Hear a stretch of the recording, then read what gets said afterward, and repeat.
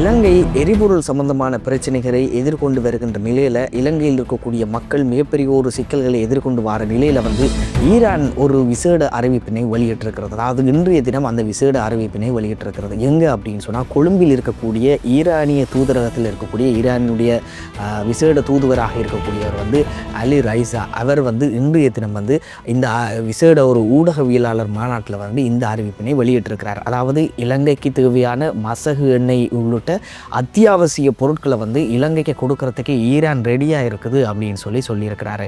இந்த அறிவிப்பு ஒரு வகையில் மகிழ்ச்சியை ஏற்படுத்தி இருக்குது. ஏன்னா அப்படின்னு சொன்னால், இலங்கையில் இப்போ எரிபொருள் சம்பந்தமான பிரச்சனைகள் ஓடிக்கொண்டிருக்கிற நேரத்தில் இப்படி அறிவித்தது மிகப்பெரிய ஒரு ஆறுதலை ஏற்படுத்தி இருக்குது அப்படின்னு சொல்லித்தான் சொல்லணும். அதை விட இலங்கைக்கும் ஈரானுக்கும் ஆரம்ப காலத்தில் இருந்தே அரசியல் ரீதியாக நல்லாக ஒத்துப்போகக்கூடிய ஒரு நிலைமை இருந்து கொண்டே இருக்கிறது.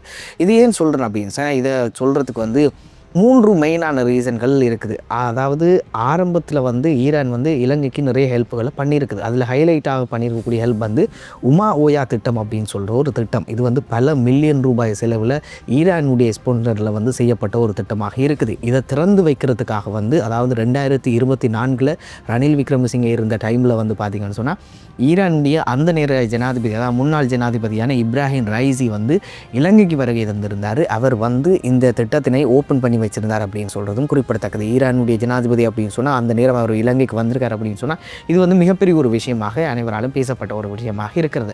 அதை விட அண்மையில் நடைபெற்ற ஒரு சம்பவம் எல்லாருமே கேள்விப்பட்டிருப்பீங்க. முக்கியமான ஒரு சம்பவம். அதாவது ஈரானிய கப்பல் ஒன்று இலங்கையினுடைய கடற்பரப்பில் நின்ற நேரத்தில் அமெரிக்காவால் குண்டு தாக்குதல் செய்யப்பட்டு அது மூழ்கடிக்கப்பட்டிருந்தது. அதில் 104 பேர் கிட்ட இறந்து போயிருந்தாங்க. அதை விட நிறைய பேர் உயிருக்காக போராடி கொண்டிருந்த நேரத்தில் இலங்கையினுடைய கடற்படையினரால் அவர்கள் காப்பாற்றப்பட்டு அவர்கள் வைத்தியசாலையில் அனுமதிக்கப்பட்டு நிறைய பேர் காப்பாற்றப்பட்டிருந்தார்கள். அதாவது ஈரான் ஐயோ எங்களோட ஆட்கள் இப்படி அடிபட்டிருக்காங்க, போய் காப்பாற்றுங்க அப்படின்ட்டு அவங்க சொல்கிறதுக்கு முதலே இலங்கை இந்த நடவடிக்கை முன்னெடுத்திருந்தது ஈரான் சார்பாக மிகப்பெரிய ஒரு மகிழ்ச்சியை ஏற்படுத்தி இருந்தது. ஈரானுக்கு மிகப்பெரிய ஒரு, அதாவது நாங்கள் செஞ்சதுக்கு இவங்க நிறைய எங்களை ஹெல்ப் பண்ணிட்டாங்களடா அப்படின்னு சொல்கிற அளவு ஒரு மகிழ்ச்சியை ஏற்படுத்தி இருந்தது அப்படின்னு சொல்கிறதும் குறிப்பிடத்தக்கது.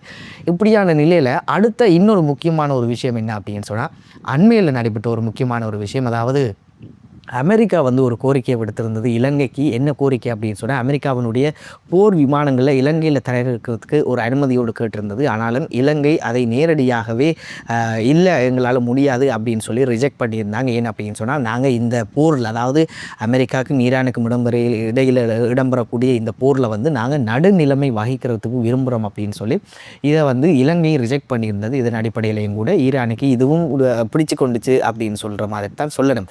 இதன் அடிப்படையில் தான் இப்போ இலங்கை மிகப்பெரிய ஒரு பொருளாதார ரீதியான பிரச்சனையை எதிர்கொண்டு வருகிறது. அதாவது இந்த எரிபொருள் சம்பந்தமான பிரச்சனைகள் ஓடிக்கொண்டிருக்குது அப்படின்னு சொல்கிற நிலையில் இலங்கையில் இருக்கக்கூடிய ஈரானிய தூதர் இன்றைய தினம் ஈரானினுடைய தூதரகத்தில் இடம்பெற்ற விசேட ஊடகவியலாளர் மாநாட்டில் தான் இலங்கைக்கு தேவையான எரிபொருள் மற்றும் அத்தியாவசிய பொருட்களை கொடுக்கறதுக்கு ஈரான் தயாராக இருக்கிறது அப்படின்னு சொல்கிற ஒரு மிகப்பெரிய ஒரு அறிவிப்பை வெளியிட்டிருக்கிறாரு.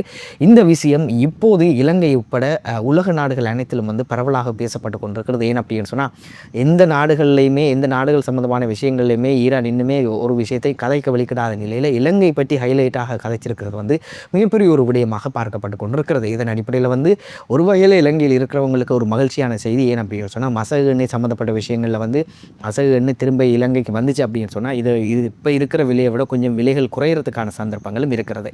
ஸோ இந்த நிலையில் ஈரானுடைய அறிவிப்பு தற்போதைக்கு இலங்கையில் இருக்கக்கூடியவர்களுக்கு சந்தோஷத்தையும் மகிழ்ச்சியையும் ஏற்படுத்தி இருக்கிறது.